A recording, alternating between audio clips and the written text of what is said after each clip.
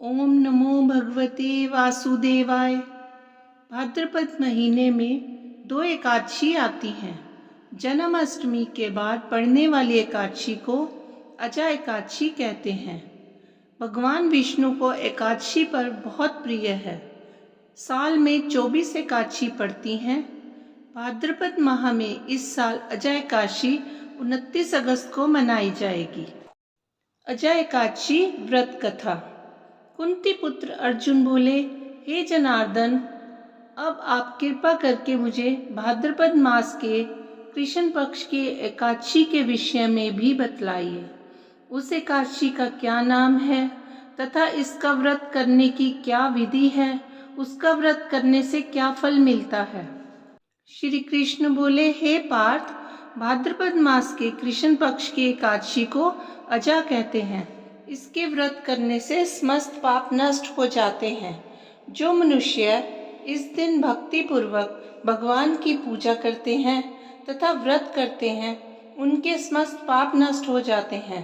इस लोक और परलोक में सहायता करने वाली इस एकादशी व्रत के समान विश्व में दूसरा कोई व्रत नहीं है। अब ध्यान पूर्वक इस एकादशी की कथा सुनो। प्राचीन काल में अयोध्या नगरी में एक चक्रवर्ती राजा राज्य करता था। उसका नाम हरिश्चंद्र था। वह अत्यंत वीर, प्रतापी तथा सत्यवादी था। देवयोग से उसने अपना राज्य स्वप्न में एक ऋषि को दान कर दिया और परिस्थितिवश उसे अपनी पत्नी और पुत्र को भी बेच देना पड़ा।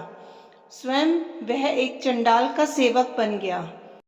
उसने उस चंडाल के यहाँ कफन लेने का काम किया, परंतु उसने इस आपत्ति के काम में भी सत्य को न छोड़ा। जब इसी प्रकार उसे कई वर्ष बीत गए तो उसे अपने इस नीच कर्म पर बड़ा दुख हुआ और वह इससे मुक्त होने का उपाय खोजने लगा। वह सदैव इसी चिंता में रहने लगा कि मैं क्या करूं, किस प्रकार इस नीच कर्म से मुक्ति पाऊं। एक समय की बात है, वह इसी चिंता में बैठा था कि गौतम ऋषि वहां आ पहुंचे। राजा ने उन्हें प्रणाम किया और अपनी दुख भरी कथा सुनाने लगा। राजा की दुख भरी कहानी सुनकर महर्षि गौतम भी अत्यंत दुखी हुए और राजा से बोले, हे राजन, भादों के कृष्ण पक्ष की एकादशी का नाम अजा है। तुम उस एकादशी का विधि पूर्वक व्रत करो तथा रात्रि को जागरण करो। इससे तुम्हारे समस्त पाप नष्ट हो जाएंगे। गौतम ऋषि राजा से इस प्रकार कहकर अंतर ध्यान हो गए। अजा नाम की एकादशी आने पर राजा ने मुनि के कहे अनुसार विधि पूर्वक व्रत तथा रात्रि जागरण किया।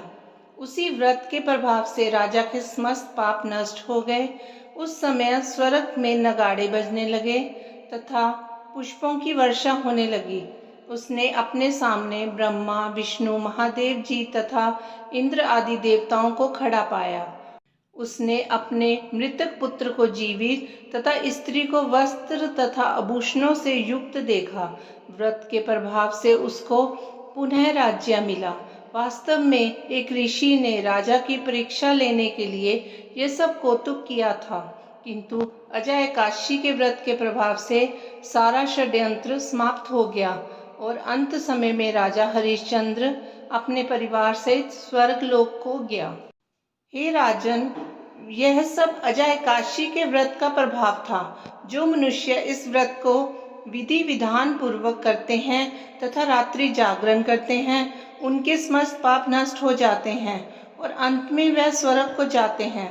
इस एकादशी की कथा के श्रवण मात्र से ही अश्वमेध यज्ञ का फल मिलता है। कथा सार: प्राणी को ईश्वर के प्रति पूरी निष्ठा रखनी चाहिए।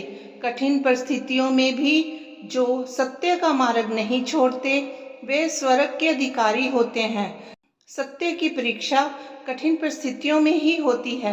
अतः ईश्वर पर पूर्ण विश्वास रखते हुए सत्य का पालन करना चाहिए। ओम नमो भगवते वासुदेवाय।